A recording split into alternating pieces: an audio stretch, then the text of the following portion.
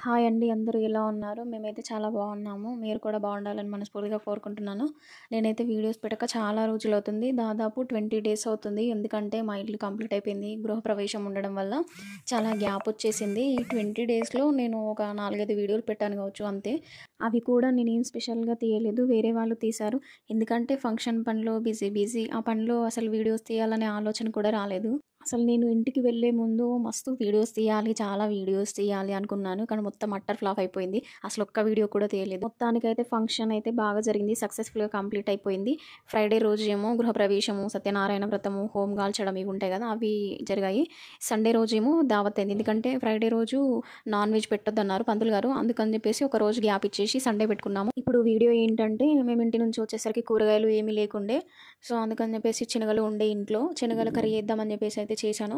దీంట్లోకి చపాతీ అయితే బావుంటుంది గదా! టేస్ట్ మాత్రం చాలా బావుంది. సూపరుంది అసలు. ఉప్పు, కారం అన్నీ బాగా సెట్ అయ్యాయి.